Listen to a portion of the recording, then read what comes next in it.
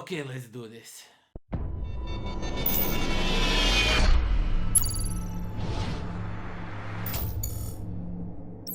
What's up everybody, welcome to the life of a board gamer. My name is Daniel and today we are going to talk about Orleans Stories, a new game in Orleans universe. It is just connected with the theme and some of the look of the components with the Orleans. So let me show you what comes in the box and then we'll talk some more about it. Okay, so let's check out what does this big box hold. First of all, as always, there's rules for the game, which really nicely explains everything, and the base game, like the base components and all the modules, module 1 and 2 that you incorporate in the game. So each of the players will, depending which story you are playing, if you are playing the First Kingdom, they will get one of these, or if you are playing the King's Favor, you will get one of these booklets. And in this booklet, you will know and you will learn all the story throughout the game and what kind of type of buildings there are in the stack, so you don't constantly need to look at it. This is like a really long cheat sheet of all the ages and all the things that is happening throughout the game, and I think this is really an awesome thing. More games should have this. So yeah, there's two of these for each of these games. The First Kingdom also has its own with its own components.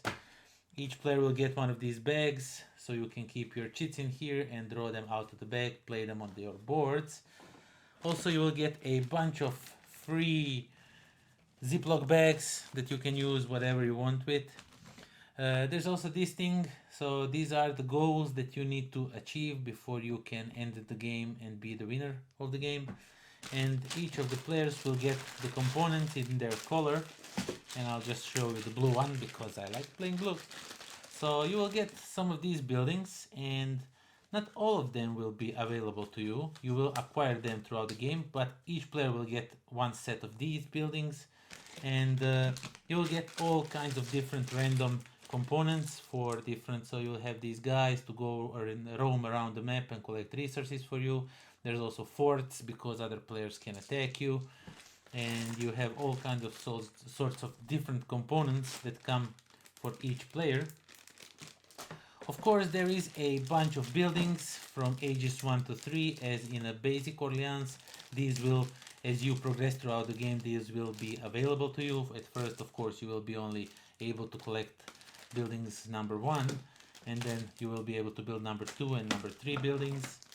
There's also some pencils, so you can write on your, this is not like a score sheet, this is the requirements you need to do, so you will cross them off as you do them. And there is all kinds of different components here. Now some of them are for one module, some of them are for others, some of them are for both, so I don't have them sorted out, they're just thrown in here. But as you can see, there's all kinds of different boards that you will compete on. So you'll be competing on these boards for all kinds of various points. So you'll get points here, or you will take tiles from other players. And they're double-sided with all kinds of different things doing on the other side. They're not the same, most of them.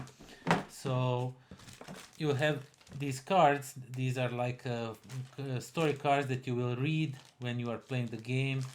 And one thing I noticed, and this is really weird stuff, if you are from Balkan areas, you played a lot of card game called Bella, and Bella has, like all the cards, has 4 aces, and aces are these, the same components. Unfortunately, I don't have cards with me right now here, but I would show you if I have them. This is like basically the same artwork. Why they did choose to like take the artwork from other card game that is super popular around Balkan areas, probably not anywhere else in the Europe, but yeah. So this is for one story, this is for other story, the cards that will tell you what you are doing and what is happening. Each of the players will of course get their own player board. They are all the same boards with same actions, so you will be putting your workers here, and then you will be sending them, depending if they're blue, brown, black or white or red or whichever color they are. They will go on all kinds of different spaces and do different things throughout the game. And of course, There is some more buildings that you will be able to visit and score points and get money and some villagers that way, some assortment of tokens. So we have this marketplace. This is basically where you will be holding all your resources, because in this game when you spend your resources they go back in the box, they don't go back on this board, which is really interesting. And you will try and you will progress throughout these like eras, era 1 through 8, and you will progress through these eras, different things will happen. And the last thing, and this is the coolest part of the box if you ask me, this is the board that is fit in here really snugly, and it holds all the resources, and as you can see, I can shake it however I want. The resources will stay in their compartments, which is really nice. And of course there is the board. You will be playing with this board. There will be all these components will be over here on the board, so all these spaces will be either villages or fish lake, or you will mine for, not mine, you will go in the woods for wood, but or collect vine, and you will put them randomly on the board. So yeah, and that is basically that's everything that comes in Orleans Stories. Lots of things. Okay, so that was Orleans Stories, and yeah, my God, this is a big box. There's really a lot in here. So, where to start? This game is loosely connected to Orleans in a sense of the theme, of the artwork, of the bag building aspect, and you are pulling those workers out of the bag, and you are activating all kinds of different actions, stuff like that. But that's where all the similarities stop. This is like a storytelling game, but story doesn't really feel like it feels like it's pasted on just to be there. I really didn't care too much about the story. Not sure why. I just wanted to play the game.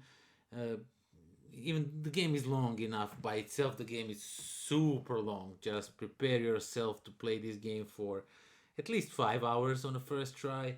So yeah. Uh, what else I need to say about this game? There's a lot. There is some good stuff in here.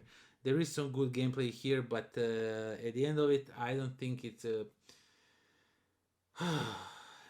I can't say it's a bad game, but I can't recommend you this game.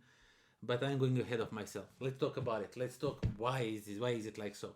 So Orleans Stories comes with the two modules of sorts. So you have like the base game, and you have two stories with kind of a little bit different components that you incorporate in the game, and you go throughout the game. You play this story. You are going through these ages, and whoever comes to the last stage, you have all like a round or two to play, and then everything is done. Who has the most point is the winner.